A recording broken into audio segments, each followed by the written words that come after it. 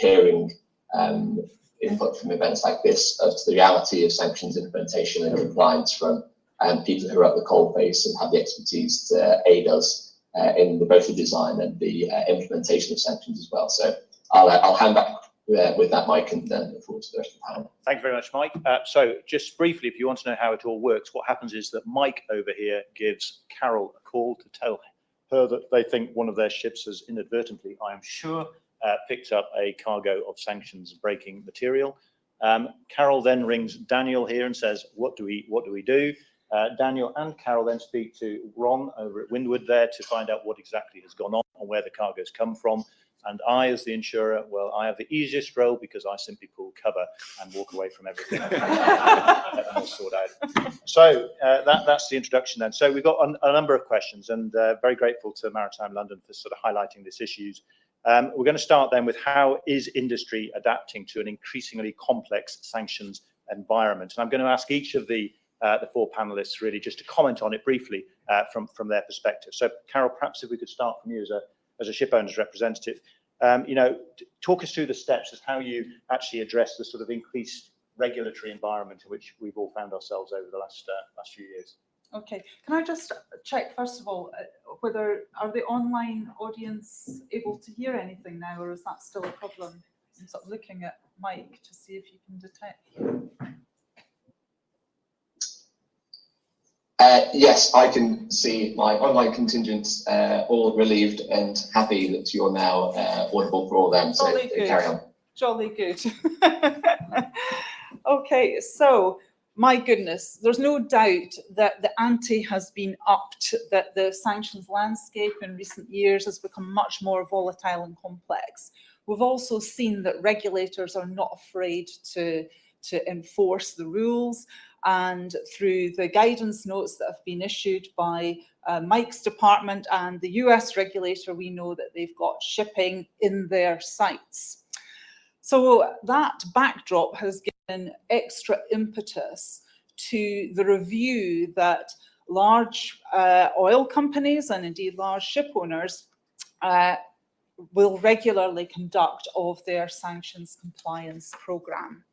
It's important to check that that program remains fit for purpose in the evolving environment. The elements of that review include checking that you've got clear policy on compliance, clear operational procedures that function day to day, that those include provision for escalation of difficult cases and legal review of complex or unclear cases. The review also includes looking at how your due diligence and compliance teams are resourced. Are they adequately? What's the amount of resource available, the quality of that resource? And how is it structured to work optimally to respond to the new environment? I've also seen that there's continuing emphasis on training, and this is vital, training at all levels of the organisation, from senior management all the way down to people at the coalface, to make sure that they're alert to the evolving risks and also the sorts of indicators of activity that may signal suspicious activity, as outlined in some of the guidance notes that have been issued by the UK and the US regulators. I've also seen much more use of technology as a due diligence tool, in particular the use of ship tracking technology, in whether it's for the purposes of assessing vessels for potential charters in, nominations of vessel for ship-to-ship transfer operations, nominations of vessels under sale contracts, or for marine fuel supply. And really the ability to see the port call history of a vessel is one factor when you're dealing with some sanctions regimes, as well as the ability to spot activity that may signal illicit activity. in my experience, it's important to work with the providers of such technology to make sure that the tech is calibrated to the particular characteristics of your trade and the risks that you're dealing with, to ensure that the real risks can be focused upon and to reduce numbers of false positives, which can just create a bit of a bottleneck. And that's a really important point. You still need judgment as well as the technology. And the last thing I was going to comment on is the increased use of sanctions clauses. In the old days, a sanctions clause in a charter party might have been simply that neither party was obliged to do anything in breach of sanctions. But we're now seeing a number of parties introducing much more lengthy and prescriptive sanctions clauses that might vary in their components. You may have a statement simply that they will abide by sanctions, that each party has a compliance regime in place, warranties that each party isn't on a sanctions list and that their associates aren't. So, and in some instances, going on to outline what should happen if a voyage or a cargo should suddenly become sanctioned mid-transaction. The value of sanctions clauses has become more apparent, I think, with the heightened regulatory landscape, because in the shipping industry, the complexity of the contractual matrix and the sheer numbers of parties you've got involved in a voyage mean that you cannot, each party cannot itself check every other party that might be involved. You rely on your immediate contracting counterparty to be doing checks and to have a robust compliance program. And a clause is a way of signalling that to your counterparty, and that hopefully gets passed on down the line. Of course, it's no substitute for doing thorough due diligence on your immediate contracting counterparty. And it's also important that you have confidence in your counterparty's understanding of the sanctions and their approach to compliance. But hopefully that gives you a flavour of the sorts of things that are going on, that I see going on in that space. Absolutely, particularly taken by what you said about education there, because that's where good compliance starts, isn't it? It's the making sure that your teams understand the risks that they're dealing with, and that's, I think, a really key point. Ron, you're a sort of somewhat detached observer. How have you found Shipowns' response change over the last few years, in parallel really with the introduction of your product and your technology? I'm not sure about detached. I feel like I'm in the middle of it all. So I think if you kind of go back maybe 16 months to May last year, that last advisory, so there was 3 advisories and then followed up by the May advisory. And in the May advisory, it was pretty clear that OFAC had started to ask for what we looked at as behavioural indicators, which is kind of an interesting challenge for a ship owner, right? Or not just a ship owner, but the whole ecosystem to try and understand how am I supposed to screen for that? Because there's 3 out of 8 things that they asked for in this 35-page document, which were fairly straightforward, right? You know, is this thing on a list or not? And then the next 5 things they asked for meant that you had to have some sort of behavioural indicator about how the ship actually operates or is operated, so you could get some insight into, not just the owner, but the way it's technically managed and operated. So obviously that's quite a lot of layers of complexity. And I think in terms of how ship owners reacted, I think from then till now, it was actually the P&I clubs initially who I think were the first movers in terms of saying, how do we understand this landscape better? And then I think that evolved fairly quickly into the energy companies second, I'd say. From my experience, I'm sure it's probably different for everybody, right? But from what I've seen in the last 2 years, the energy companies reacted because they had to do screening at scale. So some of them are looking at 10, 20, 30, 40,000 ships a year that they're screening, depending on the size of the global business that was using it, which then put pressure on people like us to say, you need to figure this out faster, because the scale and the scope of the complexity of this is increasing. Yes. And then we needed to be able to do it so that we're trying to basically help augment. I think Andreas's point earlier about replacement versus augmentation is key, because our market is blessed with lots of experts, and I think the idea with this kind of approach is about augmentation rather than replacement. So you'd almost say augmented intelligence rather than artificial intelligence. So I think that, you know, the market's evolved. The rest of the ecosystem seems to be stepping up now as well, and I think the partnership thing is quite key. Yeah. Thanks, Ron. My goodness, yeah, the scale of it's quite impressive, isn't it? When you look at, you know, an oil major like BP having to sort of screen that number of vessels and interactions, that's really quite onerous, isn't it? But thank you for the plug on the IG. There's few things where the IG is first and beats an oil major, so that's good to hear.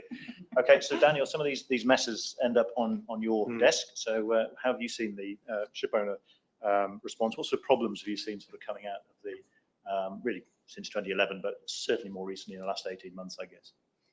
Gosh, it's an enormous question. We could spend all day talking about the problems that I see. What I thought I'd do is just talk about 3 cases that I've dealt with recently, 2 of which were calls this morning, and 1 of which was something last week. But they also throw out common threads as to what we see. So the first call I had this morning was around due diligence and around counterparty risk. So we were looking to identify whether there was an indirect involvement of a sanctioned person. In that case, it was driven out of the Belarus sanctions and the involvement of Gutseriev, and whether there were oil-related issues and ownership of refineries and issues like that. But for me, that's one of the kind of key strands at the moment, is getting the due diligence right, but also being able to chase through complex ownership structures to identify sanctioned persons and understanding where that leaves us. So a lot of that, and we can talk about DD a bit further on. The second call I had then was with the Export Control Joint Unit, part of UK government, responsible for issuing licenses. And there, that was driven from a slight change in the UK position vis-a-vis the EU, in terms of that financial services is defined within the Sanctions and Money Laundering Act, such that it now includes insurance. And therefore, we've been involved 4 or 5 times, I guess, in the past 3 or 4 weeks in making license applications and dealing with export control and understanding with them, who are phenomenally helpful, but understanding how together we navigate this change so that we are in a position for our insurance clients to help them to insure fleets and not have to pull cover, as you say, Mike. So trying to get those licenses up and running and trying to do that promptly. And then the third thing I thought was worth highlighting, and I think it's worth focusing in one of the key words in the title of the session, which is about risk. So there is only one way to avoid all risk, and that's for us all to put our laptops down, go home and stop trading. And that's not what we're seeking to do. And all the screening we talk about is about identifying risk and managing risk. But I had quite a stark example last week in that I had a call from our office, I think in Singapore, certainly Far Eastern office.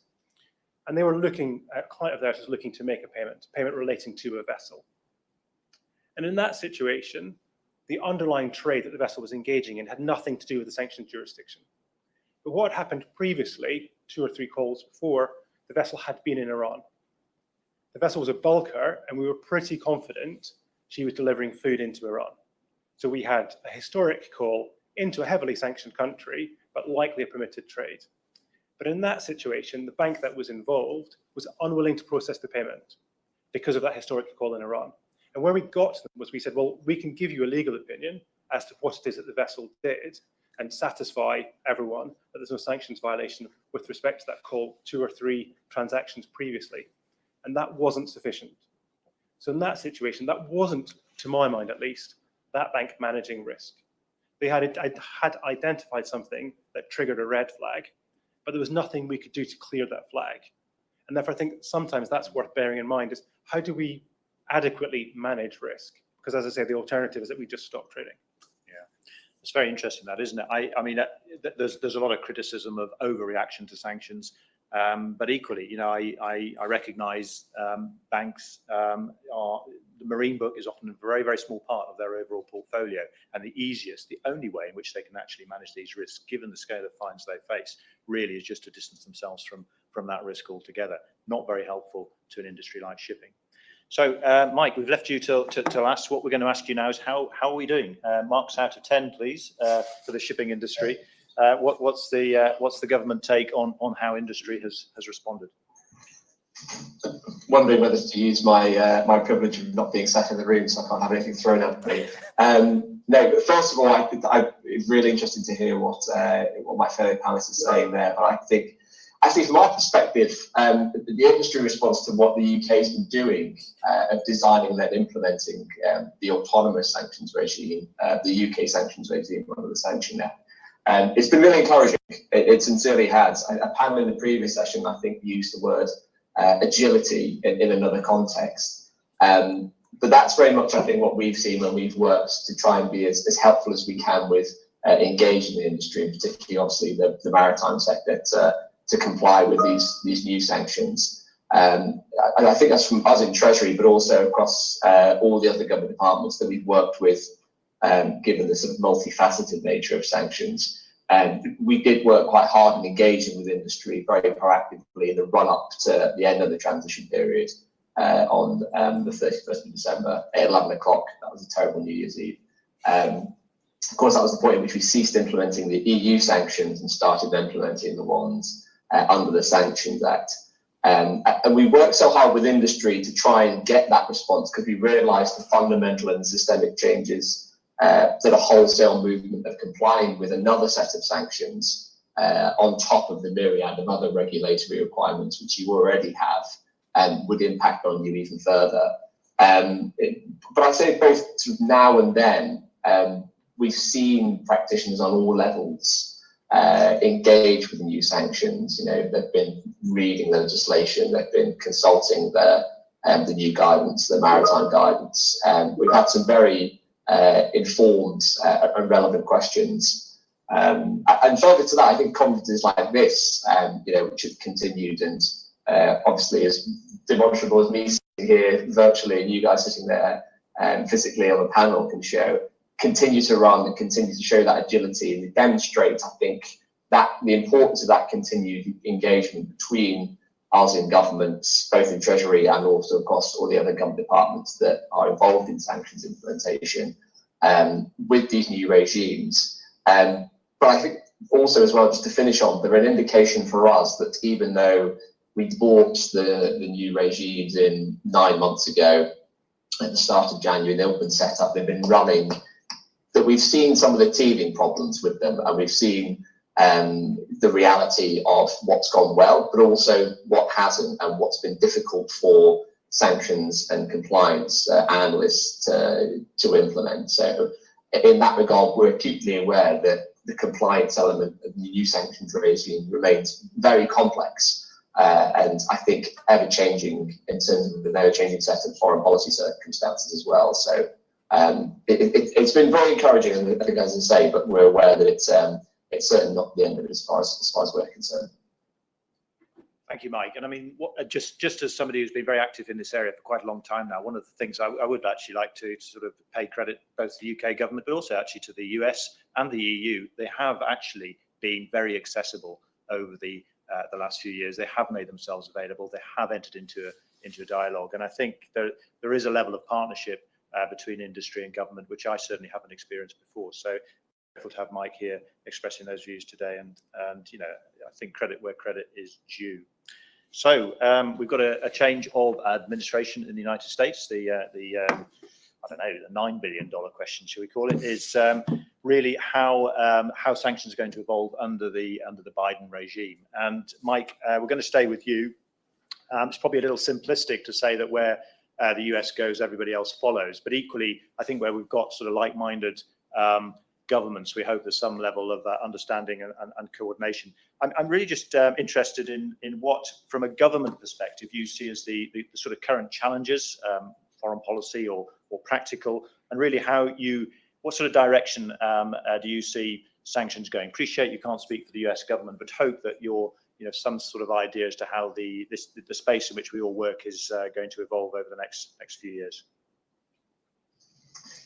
That's right. There is one thing I do miss about speaking at conferences like this in person is the sort of the conversations you have on the margins, and invariably where we are, OFAC will also be. So you end up talking to US counterparts, and I remember a conversation with a particularly bedraggled looking counterpart of mine who was bemoaning the fact that his day-to-day was quite literally sanctions by tweets, and he'd wake up in the morning fearing quite exactly what it was in his inbox sort of that day or that week. So we're certainly in a very different place. On top of, sorry, and to your question about the expectation of legislators in the US. Luckily for me, that's the sort of political element of that is more for my friends over the road from the Treasury and the Foreign Commonwealth and Development Office. However, I know from working with them, sort of hand in glove as we have done for the thick end of the last 2.5 years, and I've been asked that question on their behalf. That them being responsible for the government sanctions policy, they do continue to work internationally, very much so, to cooperate with partners where their objectives align with others. I know on the US specifically that predominantly most people, present company excluded, but most people will have heard of OFAC and probably not heard of OFSI that much. And so we're aware of the importance of what OFAC does. And in that regard, I know colleagues continue to seek those opportunities for international cooperation, particularly with the US, but actually with the EU as well. We're only 9 months out of implementing their sanctions regimes. And so our current sanctions regime looks very similar to the one in which we left on the 31st of December at the end of the transition period. So with the US, with the EU, but also with allies such as Canada. Canada is starting to, I think, be quite sort of forward-leaning in their sanctions regime. And Australia as well. Australia are definitely starting to buttress some of their internal mechanisms for both creating and implementing sanctions as well. So Foreign Office colleagues I know will look to the US, but also more broadly in terms of definitely the EU, as well as slightly newer placed market, should we say, in terms of Canada and Australia as well. Thanks, Mike. I'm not sure I'm reassured. It sounds as though we're going to face even more sanctions jurisdictions over the next few years, but hopefully you're all talking to each other. Daniel, I guess you've had the opportunity to see things on the ground. Have you sensed any change in the approach from the US over the last 6 months? I think probably not. I mean, I think two things strike me as being interesting, at least to me. When I started doing this work, there was probably a discussion. I remember when I sort of started doing a bit, and someone said, "Well, is this going to keep you busy in the long term?" And at that point in 2010, you thought, well, maybe not. Maybe in 2 years' time, there will be no sanctions. But certainly that's not where we are today. And I think from the US perspective, that use of US sanctions as a policy tool, and likewise in the UK, and Mike, correct me if I'm wrong, and EU, Canada, Australia, it's now so embedded that I think in terms of is there a change, I certainly don't think we will ever see a point, thankfully for my practice, where sanctions will stop being used. And therefore, I think comparing Biden to Trump, actually, it's still the case that sanctions are a very important policy tool and will continue to be.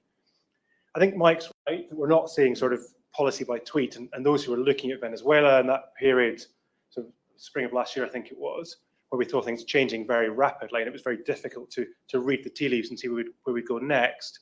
I don't get quite the same sense of that. Things are slightly more settled. It's probably the most politic way I can say it. But I think third element in terms of is there a change is if you look at the key policy areas, if you look at Iran, if you look at Cuba, if you look at Russia, I don't think there's really been a change. We've seen sort of more US measures against Russia, clearly limited progress with respect to Iran and a return to the Iran deal. And clearly there will be many people, myself included, who are disappointed by the lack of progress in that space.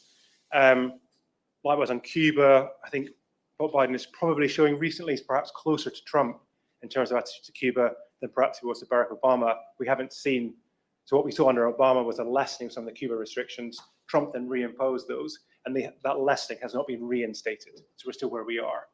And the agencies are still the agencies that they were. So I think overall, I would say no. That's a classic long-winded lawyer's way to say 17 sentences just to say no. But yeah, I think that's sorry. No, it's interesting. From my own perspective, I certainly think we've sensed a change in tone. That's very much been evident. The people we engage with in the US certainly have changed the way in which they engage with us, the way in which they talk. But I think it's interesting that none of the measures that were enacted during the Trump era have been repealed. You know, they're all still there. The law is still the same. So let's move on then. The next question, I think, is one of the most interesting areas that's being developed at the moment. That's really the use of counter sanctions. And of course, by that, what we mean is blocking legislation. I would say pioneered by the EU back in 1996, but reinvigorated when the US came out of the JCPOA, and that ran contrary to the policy of the EU. And this, of course, where you are damned if you do and damned if you don't, puts shipping in a really difficult position. And of course, what we're all now worried about is where we have a large country which is just as important to shipping as the US, and we're talking about China, now has its own blocking legislation. And the risk for our industry that whilst the US controls the money, China controls the trade. And if they policy in China differs to that of the US, we're going to find ourselves where you'll be sanctioned by the Chinese if you do a particular trade or don't do a particular trade, and you'll be sanctioned by the US if you do the opposite. And that's a really difficult position to be in for anybody that's involved in shipping. So really, Daniel, how do we go about dealing with this as an industry? Give us the magic bullet. I was going to say this is the point at which I pull out my magic wand and solve all of these problems. I think there are a number of strands. I think one thing to bear in mind is that the EU is due to consult on the blocking regulation. So there's an announcement 4 or 5 weeks ago, I guess, that the EU is looking at it. So one of the issues with the blocking regulation is, as Mike says, it sort of creates a damned if you do and damned if you don't, in that essentially it says that for an EU entity, they're committing an offence by following US rules. So therefore, you're in a position where the EU is saying, don't do this, and the US is, sorry, put it this way, the US is saying, don't do it, and the EU is saying, don't not do it. And clearly those are incompatible. And the difficulty, we'll have to see where the consultation ends up, is that one of the issues always with the blocking regulation is that you don't give someone an option if you present two polarized options and you can't reconcile them. So the issue under the blocking regulation is it doesn't seek to persuade the US to stop imposing these measures. It doesn't provide any sort of recourse for the EU-based entity that says, well, if the EU is telling me to do this and I risk enforcement from the US, I need to know, essentially in a commercial context, that there's some form of indemnity, there's a pot of money available that I can go to make good my loss. And that's one of the things the EU is talking about doing in terms of review of the blocking regulation. I don't know where the magic money tree is that would fund that, and I don't know where the politics are to ensure that would happen. I think where we've ended up really is that when you're presented with these two mutually incompatible pieces of legislation, from my perspective, the key is understanding whether they are actually incompatible. So one of the concerns around the blocking regulation is that actually, if you look at it, if you think about the enforcement of the blocking regulation, if you also think about the fact that it doesn't force you to make a commercial decision. It might prevent you stopping a commercial process, but it doesn't force you to trade with a particular jurisdiction. So sometimes these issues can be resolved by understanding the detail of it. I think, as you say, Mike, the key area over the coming years is going to be that tension between China and others. And I think that's sort of watch the space type area. I think we have to see how that develops. We saw the issues around export chambers and the difficulties of grappling with that. So it's going to be very difficult. I think the other thing I've seen, though, as well, in terms of reconciling contradictory regimes, is where you have global organizations and you have a division or a subsidiary in a country which is the subject of sanctions. I'm thinking primarily of Russia. And therefore, you have a corporate approach, which is you must follow EU or US rules, whatever they may be. But in addition, you have local rules, and you have the Russian state saying if this is a Russian entity, it has to behave in a Russian way, as you would expect. So I think that's another challenge as well as reconciling that and being in a position where in the US it's clear that if they go to global HQ, there's an expectation that global HQ manages the entire network. And it's not open to say, well, this is a far-flung office, I had no control. But that really brings that issue starkly into use. Yeah, it's very, very comprehensive, and it just really illustrates the problems we're all going to face, I think, over the next few years. Ron, if I could turn to you, I mean, I don't suppose you're going to come up with any sort of technological solution for us, are you? I'll certainly try. So I think what I've seen over the last couple of years is quite interesting, because it's almost like you've got to almost rebuild an airplane as it's taking off. So you solve the problem you've looked at the sort of risk profile, you spend a lot of time working with in-house counsel on global companies, as you say, Daniel, because it's a changing feast, right? It's constantly changing. And just as we were getting our heads around what had already come out from, OFAC and then OFSI, the sort of counter sanctions part of it, we needed to try and figure out a way of dealing with that. So I think it was Andrew was talking earlier about a dynamic approach to risk. And I think that's essentially what we now have, is that idea of how do you help, the Russian entity in a global organization or the Chinese entity in a global organization have a tailored approach to risk that makes sense based on the advice from their in-house legal counsel. And also we spend a huge amount of time with our own legal counsel in different jurisdictions around the world to try and make sure that we're on the right side of things. So it's interesting because it's no longer just as a technology company, it's no longer just a technology issue. It's about enabling the technology to help the people that we're working with do things in a new way. And for most people, it seems to be that's constantly emerging. They're doing their jobs in a different way. I think our conversations now are very different to what they were 2 years ago. It's a very short space of time, given that we've all been looking at this for quite a long time.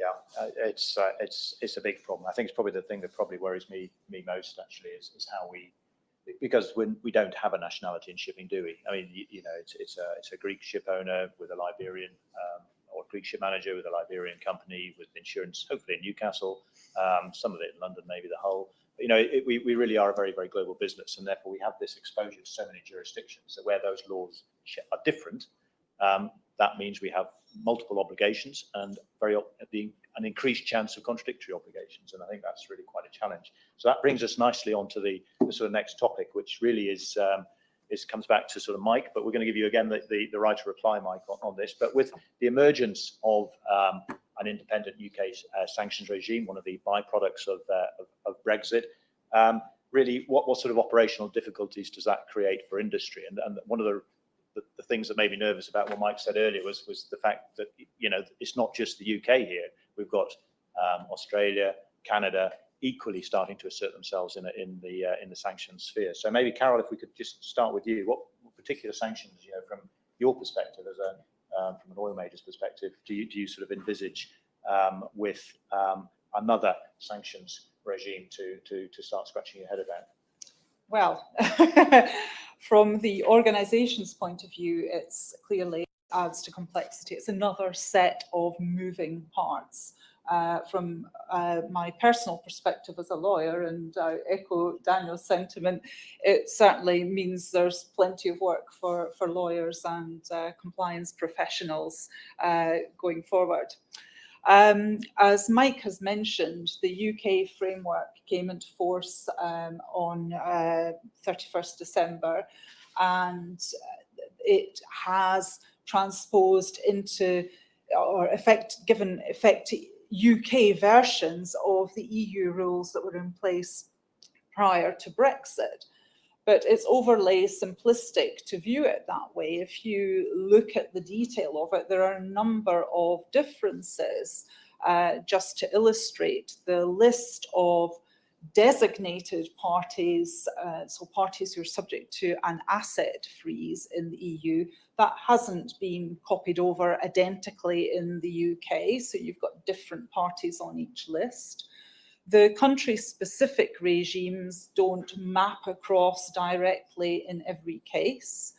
And some of the key concepts under each regime can be defined differently. So things like ownership and control, which can be important when you're looking at whether a particular company is owned or controlled by a sanctioned or listed entity. The definition of that varies under the UK regime versus the EU regime, and dare I say seems to be a bit broader. And there are other concepts that are broader. For instance, brokering services looks broader. So there are pitfalls for the unwary if you just assume that it's a read across. There are also other challenges with, in particular, with Russia-related sanctions. Both the EU and the UK regimes impose restrictions on certain specified Russian companies and their subsidiaries. And the EU regulations exempt subsidiaries that are incorporated in the EU. Now, since Brexit, that no longer exempts UK incorporated subsidiaries. And the converse is the case with the UK regulations. The UK regulations exempt subsidiaries incorporated in the UK, but then that doesn't mean that that excludes EU incorporated subsidiaries. So I don't want to get too in among the weeds, but just to give you the flavour that there's a huge amount of complexity to this. And and with the new Sanctions Act in the UK, there's scope for the UK government and legislators to be much more agile than they have been whilst in the EU. So you might see even greater divergence in the future. And in a situation where there is inconsistency between UK and EU or US regimes, you've got difficulties. If there's ever a situation where there is conflict, then that does put parties in a very difficult position. So companies really have to make sure that they understand the extent to which they are subject to, on the one hand, the EU regime and also the UK regime. And that may depend on such things as the places in which your legal entities that you use are incorporated, your places of business, the nationality and locations of your staff, where your customers and suppliers are located. And I say, crucially, your banks, because the banks famously adopt a very conservative approach to sanctions compliance. So even if you decide, oh, well, we don't actually need to comply with EU sanctions anymore, your banks may take a different view. So you really need to understand which sanctions apply, how they apply to you, and make sure you really understand those risks, and review your licensing situation. Activities that were previously permitted under the EU regime as applied under UK law may no longer be permitted. So you might find you need new licenses or licenses from both the EU and the UK. Criteria for granting licenses may vary as well, so you may get different outcomes. So it's really rather a compliance minefield.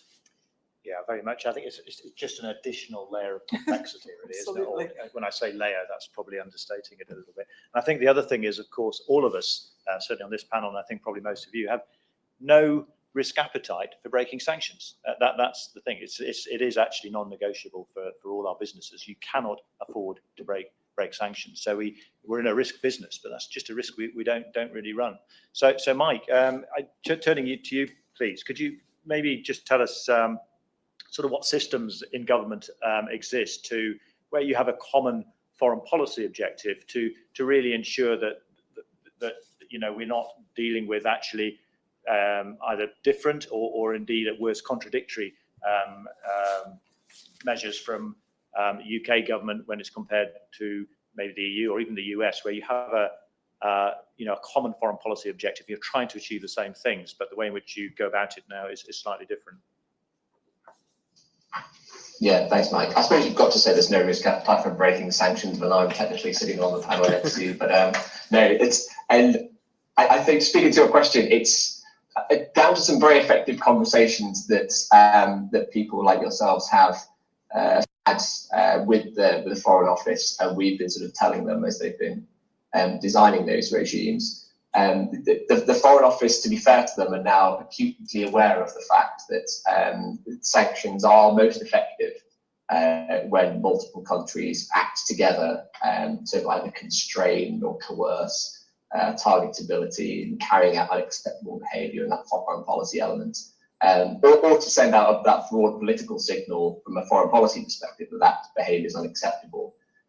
So they get that now. And I think that since they've been designing these regimes and as they respond to very fast moving and global events, that that's something that they're very sort of much bearing in mind. But Mike, I think that this speaks to something that you said off the back of my previous answer, which is a worry about the potential for more regimes to comply with. If you look at the latest example of such a joined up approach across a number of competent authorities in terms of new sanctions designations, earlier in the summer when the Foreign Office imposed their package of trade, financial and aviation sanctions on Belarus, in response to the continued sort of undermining of democracy and human rights there by the Lukashenko regime.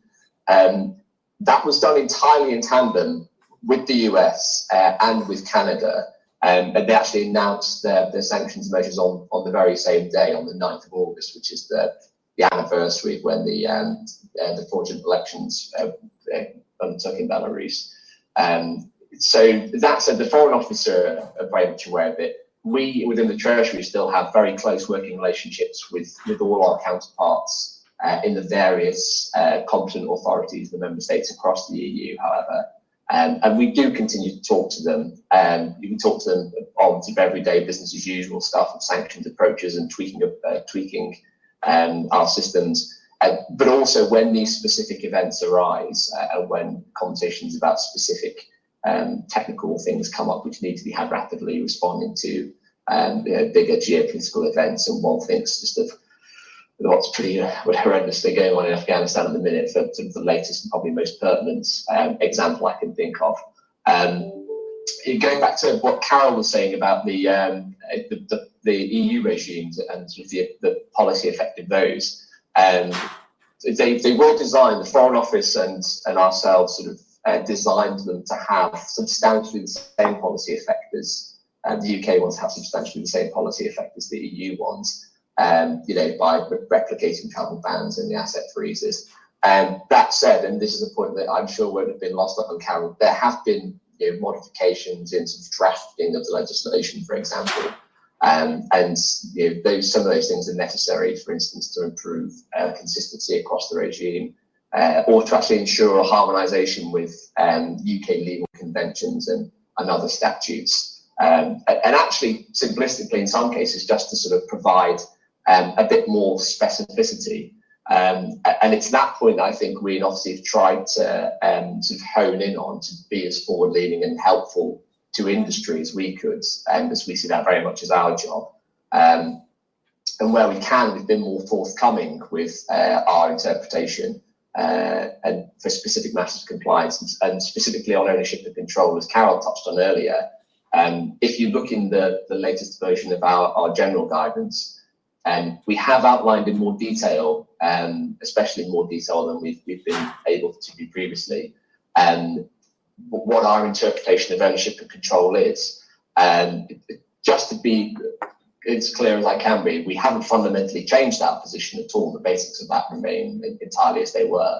It's just that we're taking advantage of our autonomy and trying to be a bit more helpful in some of the things and pointing out some of the things that compliance analysts can be looking at when they're conducting their due diligence and ownership and control of a vessel or of an entity by a designated person is one of the things that they have to look at.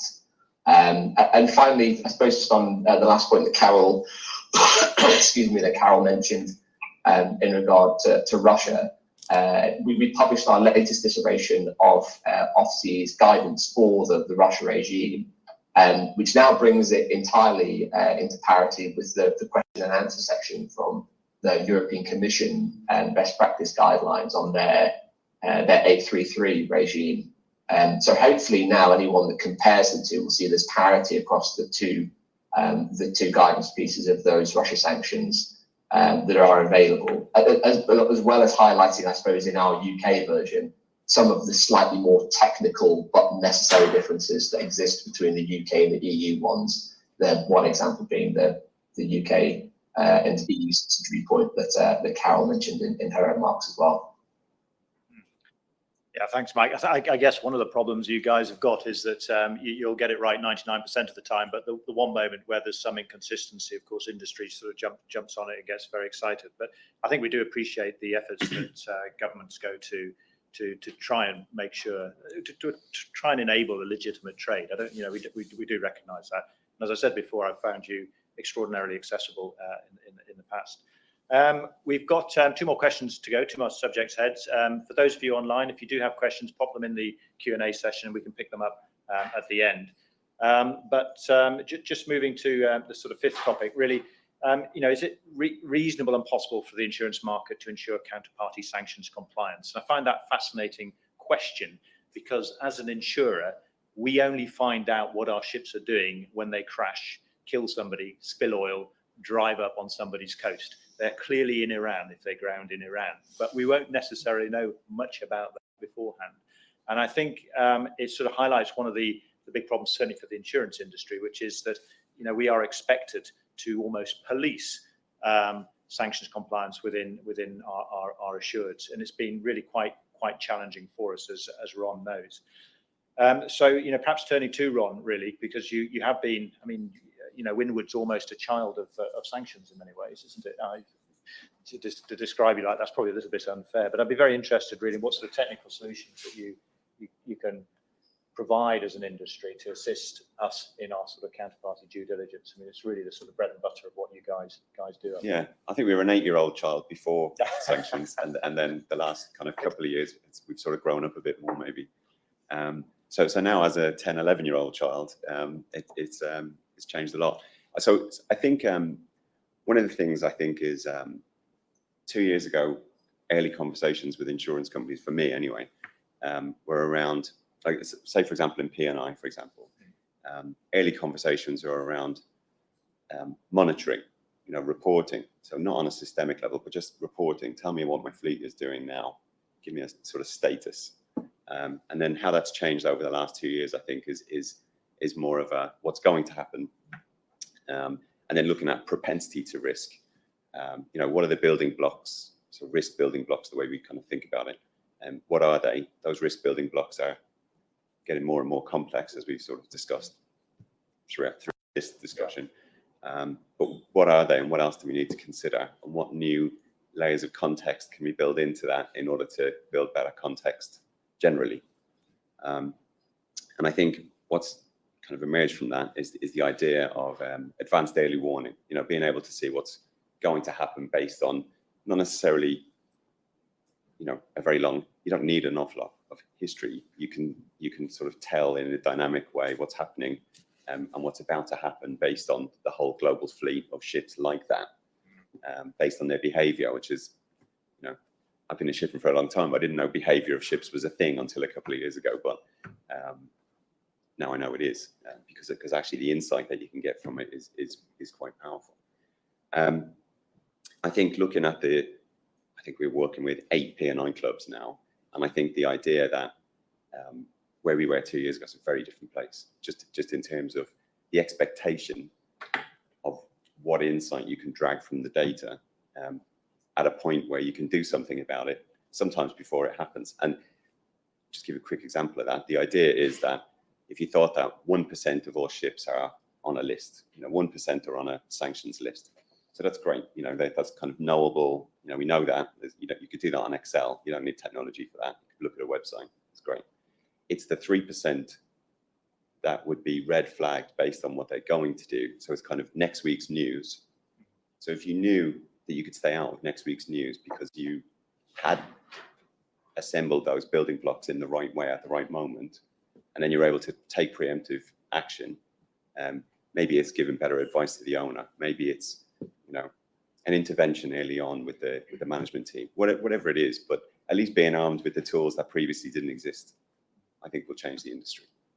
I mean, we sort of started with AIS, didn't we? That's heavily emphasised by both the UK government advisory, also the US advisory from last year, whereas actually most of us are actually using an awful lot more than AIS now. Yeah. There's contextual data, there's the cargo documents, there's verifying the cargo documents, but there's also on your side, there's I'm now starting to see use of synthetic aperture radar, Yeah. satellite photographs, the fact that vessels seem to be going off to somewhere where there is no satellite coverage. All these sorts of things are starting to feed into your industry.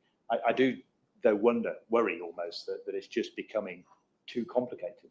We're insurers. We don't have the same sort of resources as state agencies do, and the expectation. Do you feel? I mean, sorry, just to pick up on you. Do you feel actually driving expectation upwards by the way in which your industry is able to sort of predict, to show? Are you pushing the standard for us to achieve it ever higher?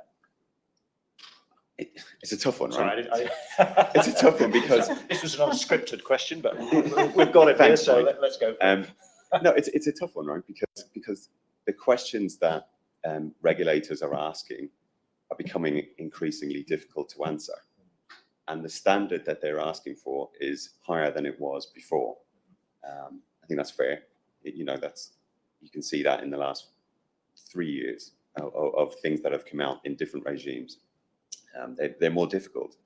And to be honest, I was talking to intelligence agencies, navies, governments 10 years ago about similar things, and it was a lot less onerous than it is now for the things that we're doing commercially now, or are expected commercially now across the whole ecosystem. Banks, we work with banks, energy companies, ship owners, etc.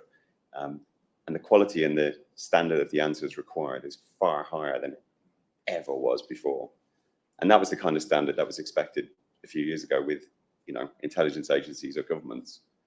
So we're already seeing that's changing. Yeah. And then just in the last few months, we've seen things like identity tampering, tiny number of ships, right? So 60 ships, let's say, but still it's 60 ships. But you never would have been able to know that without this kind of technology. So, the idea here is all boats rise on a rising tide, right? So if you can improve the quality of shipping globally, great. So I think it's a positive thing. And as long as we're working in partnership with the whole ecosystem, then I think that's only a good thing, right? It just gives better visibility. Yeah.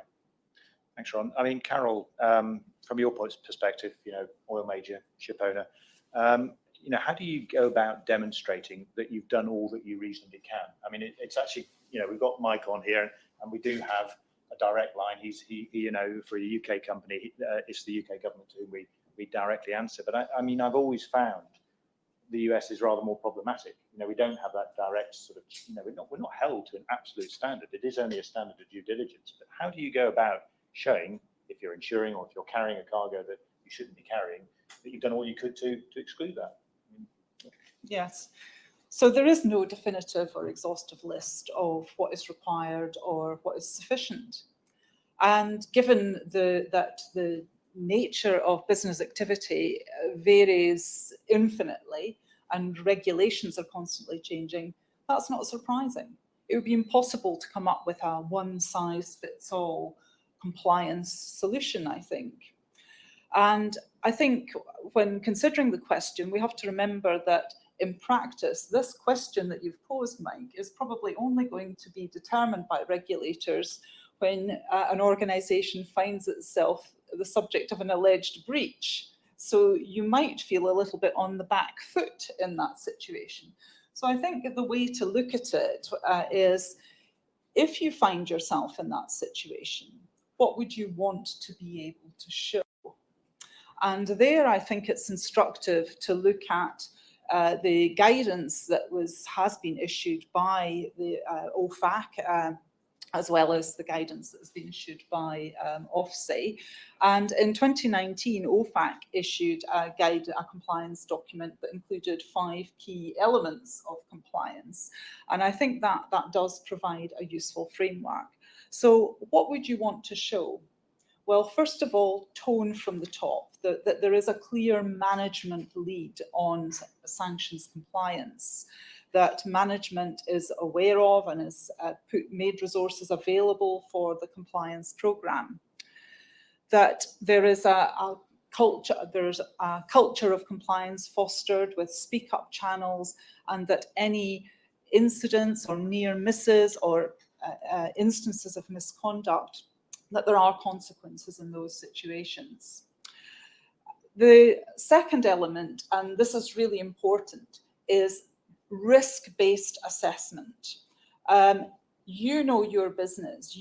I think you have to look at it, and you really have to make sure that you're understanding all the potential touch points that your organisation could have with sanctioned countries and sanctioned parties, and understand the ways in which risks could arise and the extent of the risks, and understand how the regulations could apply in those situations, and determine what mitigations are possible. Is it a situation that you can mitigate through the use of ship tracking technology? Is it a risk that you can mitigate through other counterparty due diligence? Should you be looking at documents, or is it something that requires some other risk management measures? So really getting across all of that and devising a systematic risk-based programme. And it's also important to have, third element, internal controls, so clear policies and procedures. And not just policies and procedures that you produce now and that's it. Policies and procedures that are capable of monitoring and adapting to changes in your activities and also changes in the regulations. You want, fourthly, to be able to show that you test and you audit in some form your programme to identify any potential vulnerabilities, and that you do take steps to address and continuously improve. As Ron's alluded to, the landscape standards are being driven up, and you might not want to look like you're behind what others are doing. And the final point is that your training, all personnel, all levels, are trained in the risks, because there may be situations where there is no systematic solution, that you're relying on the fact that your frontline trader or charterer knows their business so well, and they know the risks and regulations that they can detect where something might be a suspicious situation or might raise particular compliance challenges, and therefore what looks like it's a good deal might not be a very good deal at all. I think if you could show all of those things, I think I would hope that that would stand you in good stead if you find yourself in an investigation. Fingers crossed, eh? I mean, yeah, and that's it, because we get it wrong and we're all out of business. But it's certainly one of the things that troubles me most is how I explain what I've been doing to the US government and to the UK government. But at least, you know, they're a little bit more accessible.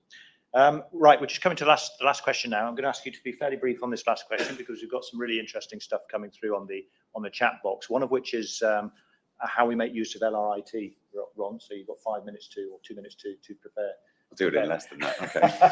How we make use of LRIT data. But you know, I'd like each of the panelists really just to say a few words about whether they actually think now that it's become so difficult, so complex, that there is actually a genuine threat to us being able to continue to trade. Maybe if we start with Carol first, I think.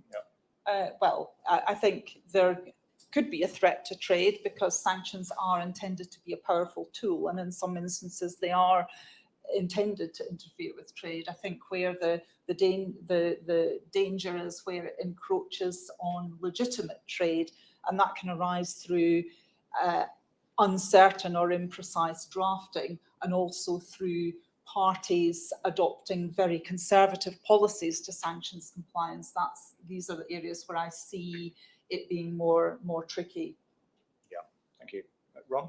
Yeah, I don't think it's much of a threat on a global basis, because I don't think the targets are numerous or big enough. You know, there's certainly, you know, there's examples like BNP, etc., that you mentioned, but I don't think the targets are numerous. So I don't think it's a massive.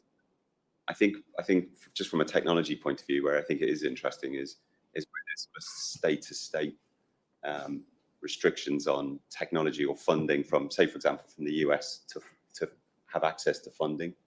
I think that's an interesting area, because then that way, what's that described as, strategic competition, where if there's an issue with, supply of technology between states, that sort of stifles some competition or potential for small companies to get funding in other countries. So I think that's an interesting area. It's not necessarily my area, but I'm interested in the technology part of it. Is how do you make sure that technology proliferates around the world in the places where it's needed the most? Daniel, what do you think? Are we going to stop trading? I mean, I would agree with Ron in terms of the numbers not being big enough. But I suppose from a lawyer's perspective, and sort of English lawyer rule of law perspective, the four things that worry me are certainty. So if the legislation is going to constrain trade, it needs to be certain. You need to know what you can do and what you cannot do. And if it's not, that's an unfair fetter on trade. 2, the cost of compliance needs to be manageable. And if we're talking about BP, as perhaps a different compliance budget than a smaller operator, and therefore I know you're talking to various people that the cost of compliance becomes an issue. The third element that concerns me always with sanctions is the retrospective element of some of them. So you're legitimately trading with an entity or a counterpart, and then they become designated, and that expectation that you'll immediately stop. And you may well, as Carol says, have a sanctions clause that someone like me has drafted, and it's perhaps longer than it needs to be, but it's at least in there in the contract. But that's the concern. And I think the fourth thing and is around the negative consequences if you get it wrong. So if you look at particularly from a US perspective, where you've got a tariff, and therefore the penalty that might be imposed is not by relation to the value of the trade, but rather by some different barometer, then you do again illegitimately restrain trade, because the consequences if you get it wrong are out of line with the benefits that you might receive if it was okay. So I think that's sort of where I would put it, is it's a bit of it's a dangerous weapon to wield. I mean, Mike, if we can sort of finish up with you, and then we'll have we got some time for some questions, Olga? We've got, yep, great. So, Mike, I mean, you've heard the panel. Very interested in your perspective, having sort of absorbed all the comments from today. Yeah, thanks, Mike. It's a really interesting question, and I'll rattle through it one time for questions from the audience. But it's a significant one, I think, because, as Carol rightly says, there are increasing complexities. If I could boil it down perhaps to where I'm coming from working in the Treasury, we do realise the burden that sanctions have on you as individual companies, but subsequently the knock-on effects, that the sum total of and the cumulative impact that has on trade and therefore the entire economy.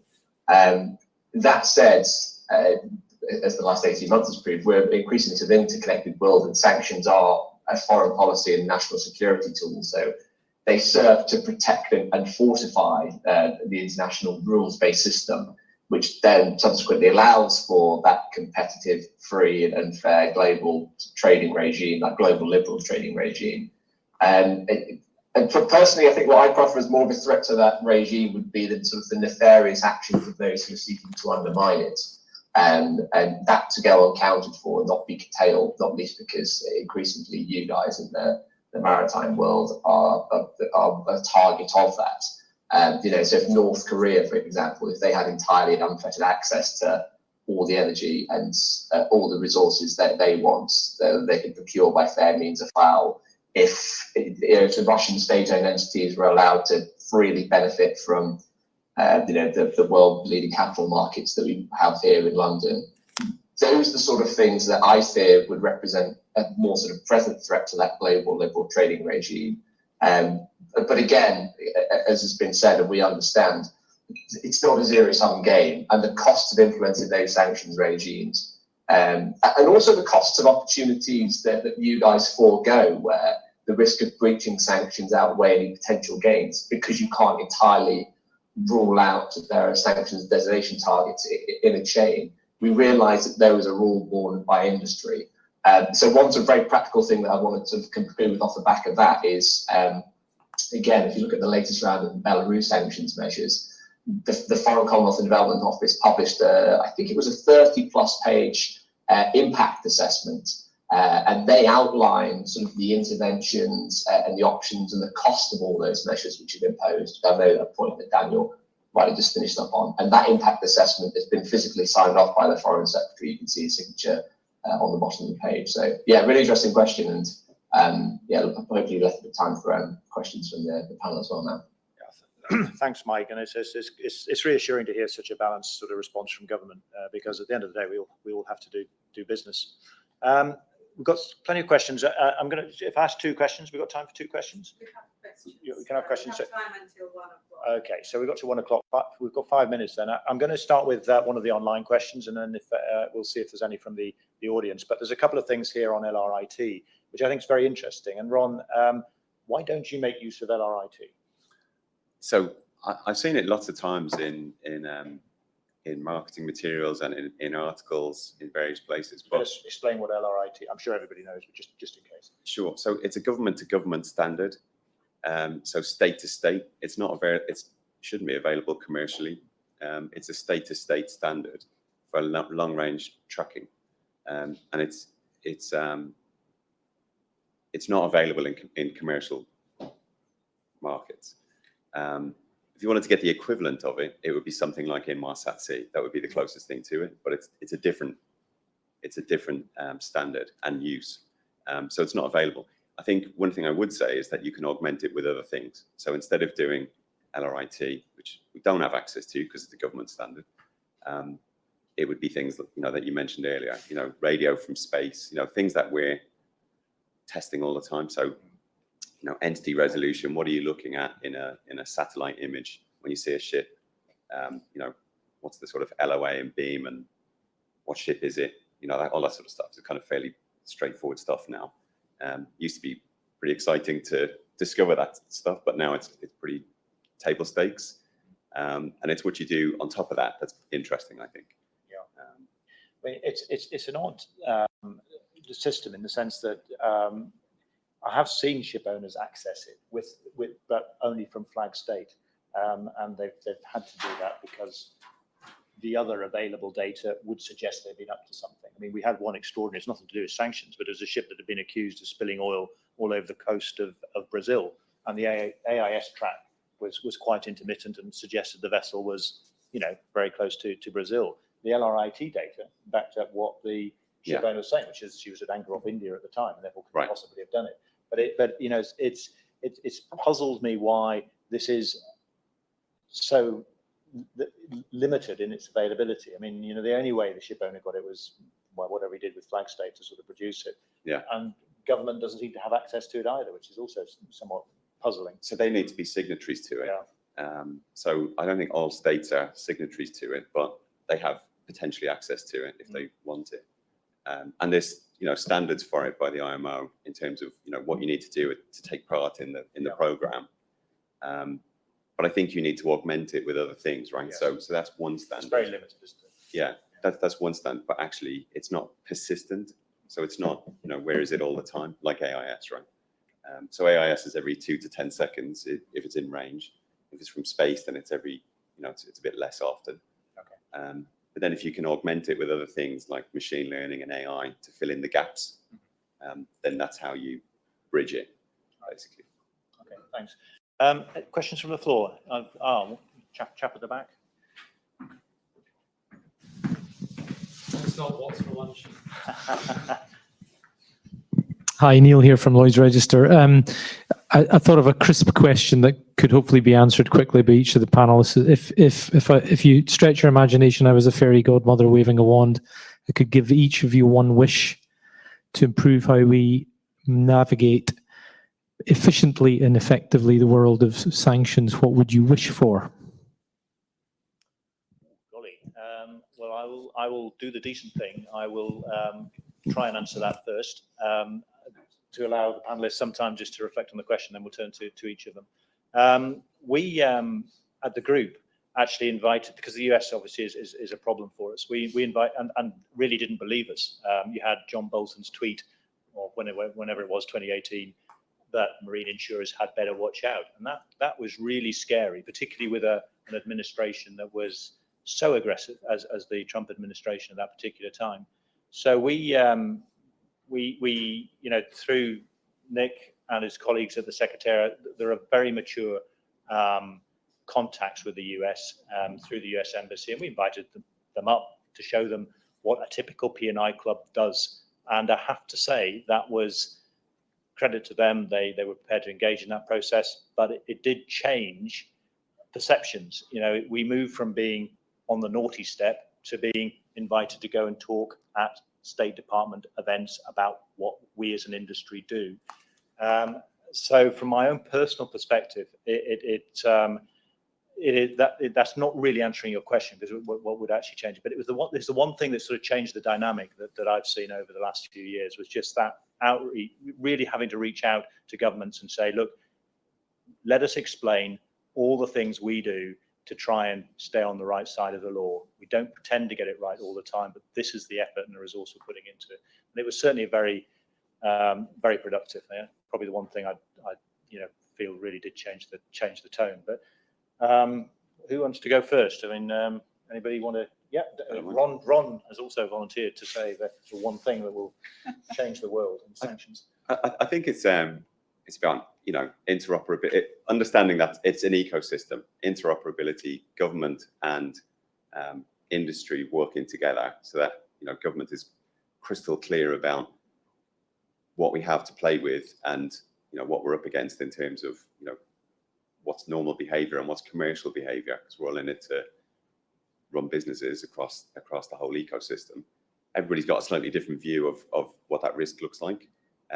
So I think there's that. And then I think the other part that is really clear, obviously from today as well, is around governments aligning to have the same regime, it's the same approach to sanctions. So you don't have kind of competing versions of the same thing, because it just adds a lot of complexity to the piece.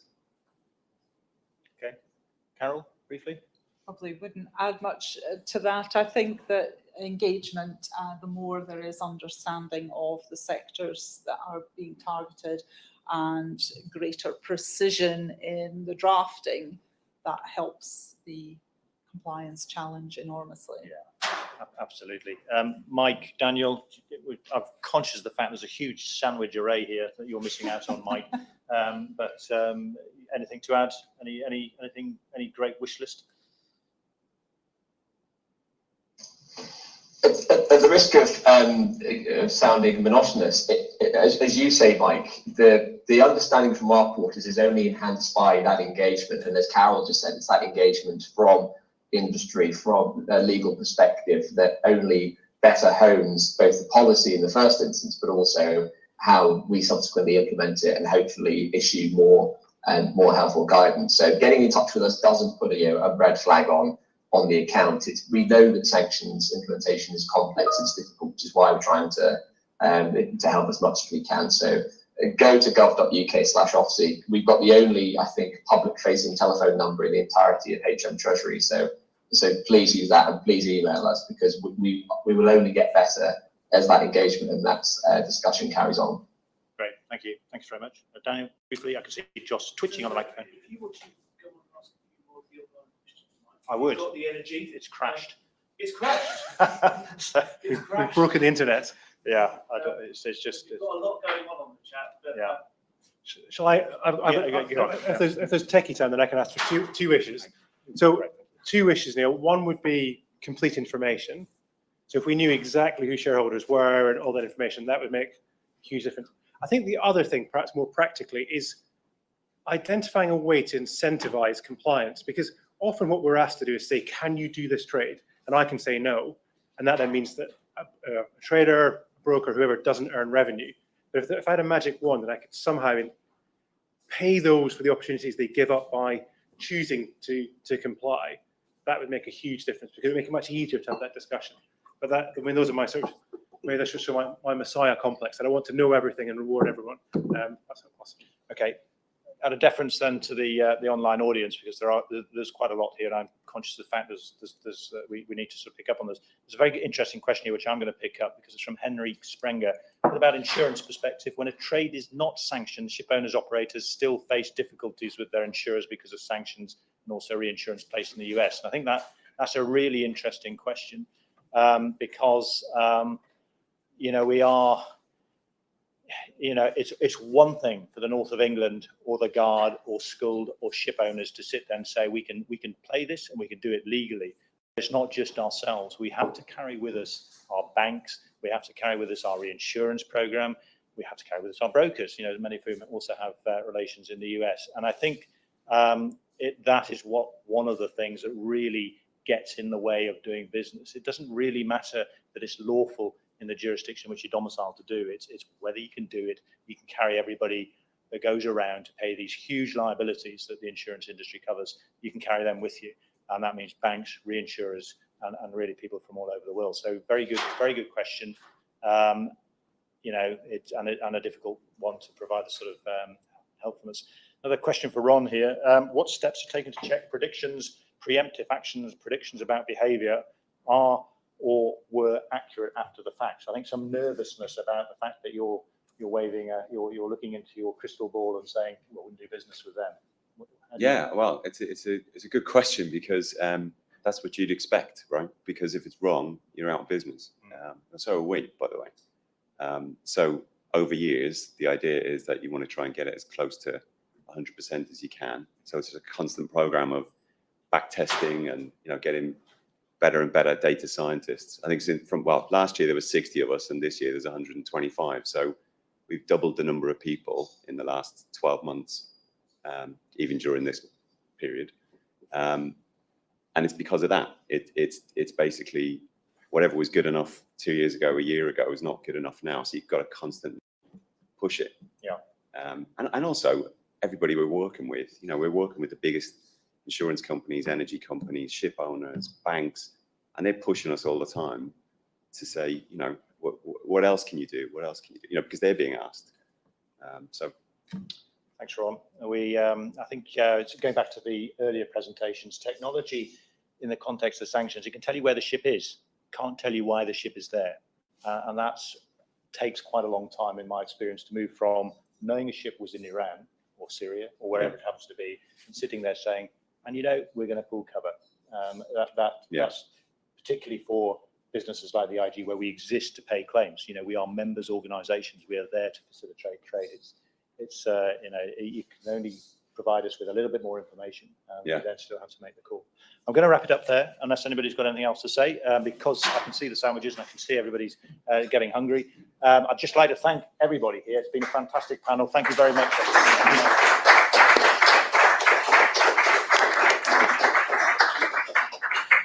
Sandwiches.